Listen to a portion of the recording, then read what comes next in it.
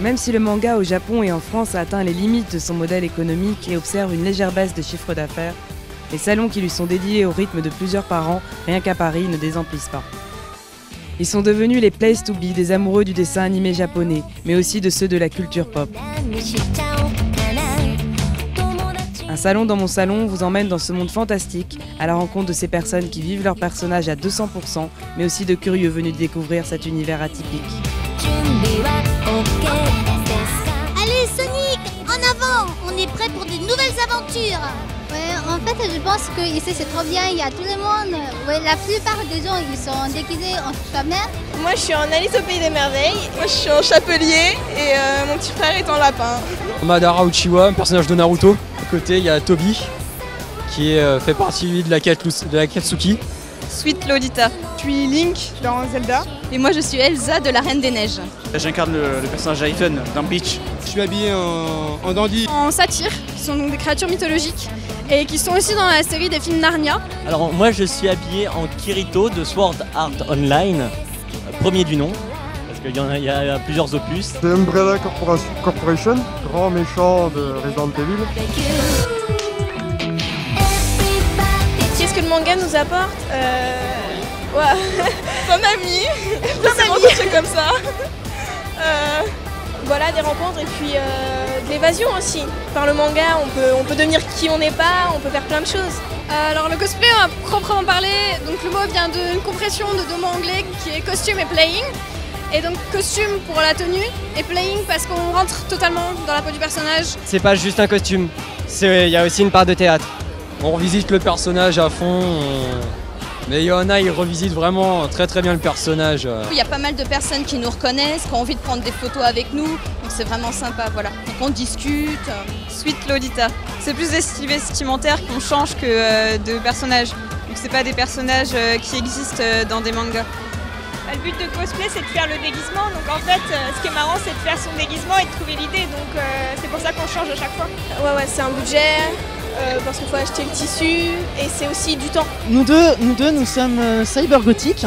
Donc en fait, le cybergothique, c'est issu originairement d'un genre littéraire qui s'appelle le cyberpunk. Le cyberpunk, c'est un sous-genre de la science-fiction qui mêle un petit peu le voyage dans le temps, l'utopie et tout ce qui découle aussi de l'univers zombie, Walking Dead, Alien, Predator. Et donc en fait, on vient d'un monde où tout est dévasté, tout est mort.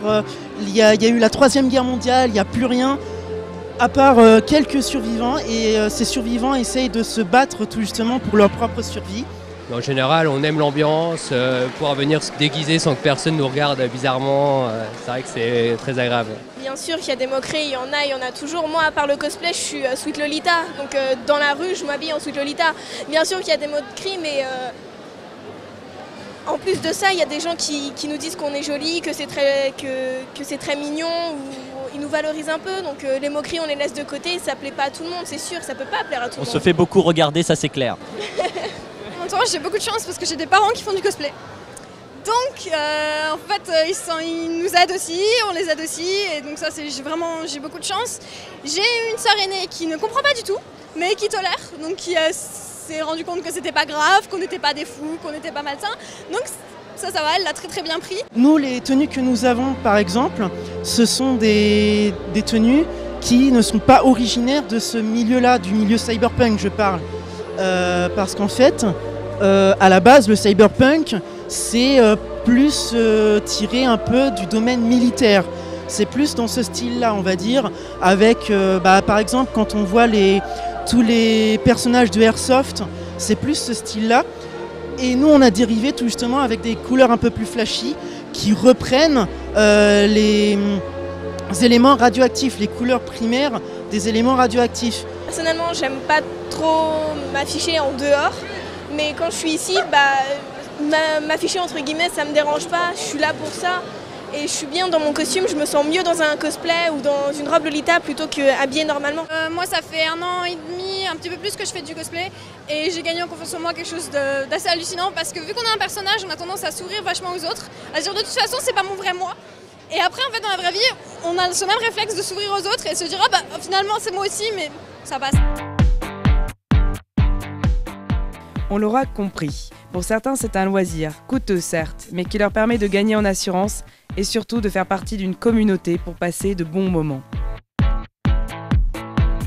Pour d'autres, c'est avant tout un métier. Qu'ils soient personnages à temps plein, doubleurs ou dessinateurs, ils sont présents au salon et eux aussi ont leurs fans.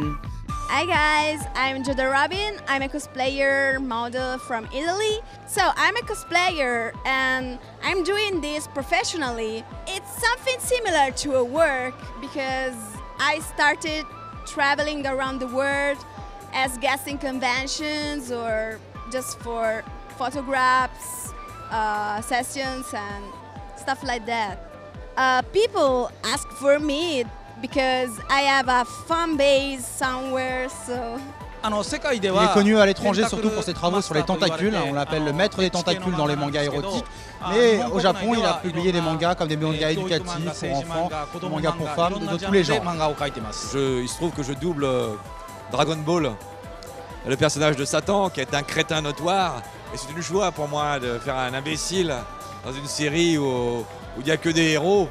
Et je suis ravi parce que faire un héros, il n'y a pas plus chiant. Et j'ai beaucoup de chance parce que là, c'est pour ça que j'ai la voix un peu pétée. Parce qu'il se trouve que ce matin, de 9h du matin jusqu'à 13h30, j'ai doublé ce personnage haut en couleur. Et il parle un peu comme ça, quoi. Alors évidemment, au bout de 3 heures...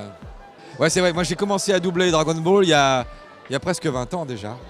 Dans le téléfilm avec Dracula, si je ne me trompe pas, la fille du château, la princesse du château, si je ne me trompe pas. Ah la vache, ah ouais, c'est ça qui connaît mieux que moi. Et il a fait beaucoup de personnages dans l'univers Dragon Ball, hein. Il en a fait beaucoup. C'est vrai, surtout je suis très étonné quoi. Comment les gens peuvent savoir d'abord que je suis là, comment ils peuvent savoir que je double Dragon Ball, comment les gens le savent, pour moi c'est une énigme hein, parce que j'en parle pas moi.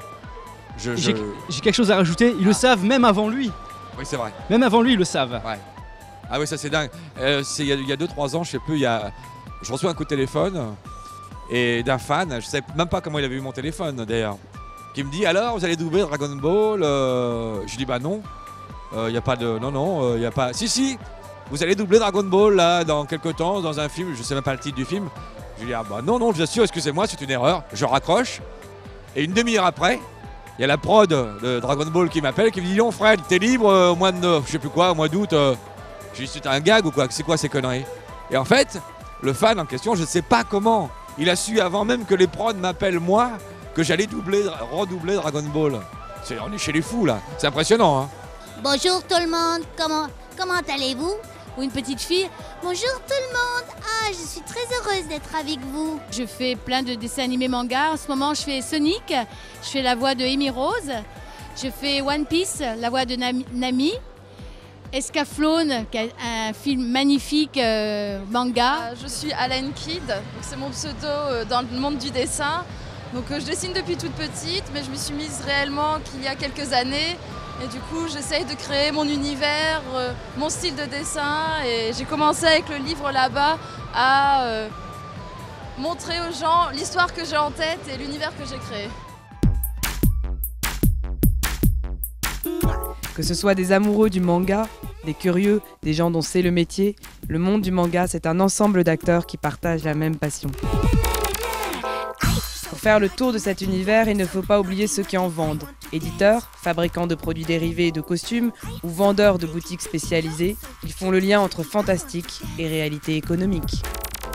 Chez Mangadori, dans notre stand, on vend principalement des cosplays, mais aussi tout ce qui est chapeaux, tous les goodies, vraiment tout ce qui est en rapport avec les cosplays, le monde manga et jeux vidéo en fait. Et on vend également aussi tout ce qui est katana, sabre, tout ce qui est shuriken, donc toutes les armes japonaises en fait, très appréciées.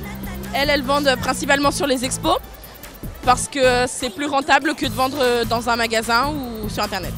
En fait, nous, on vend du yaoi, donc c'est un style dans l'art du manga qui est en fait des relations entre hommes, de la romance, voire aux pornographies, ça dépend. Donc il y a tout type. Et en majorité, c'est des one-shots, parce qu'il y a de plus en plus de séries extrêmement longues. Et pour les petits budgets, certains lecteurs qui sont de plus en plus jeunes préfèrent en fait les petites histoires. En fait, un manga est égal à un tome.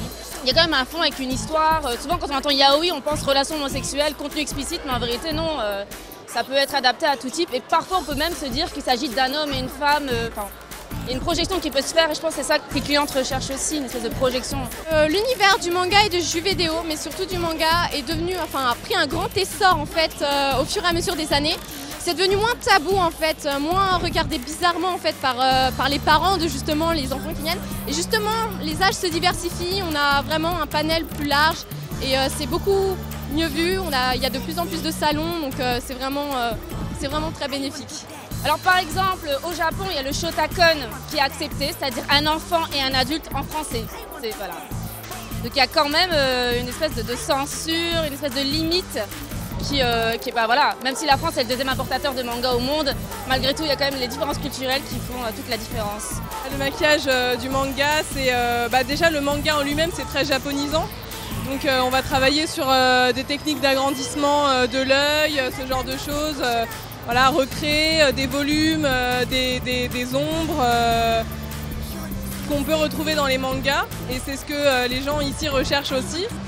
Après au niveau des couleurs, c'est vraiment selon la demande, il n'y en a pas de spécifique.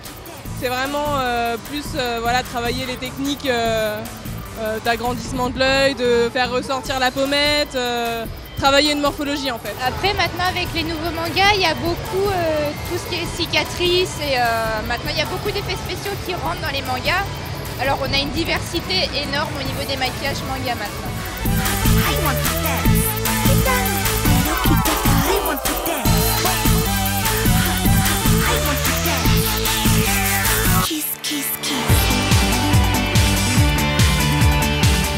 Personnages fantastiques, de dessins animés ou inventés, des gens qui en font, des gens qui en parlent, des gens qui en vivent, le monde du manga n'a pas fini de nous étonner.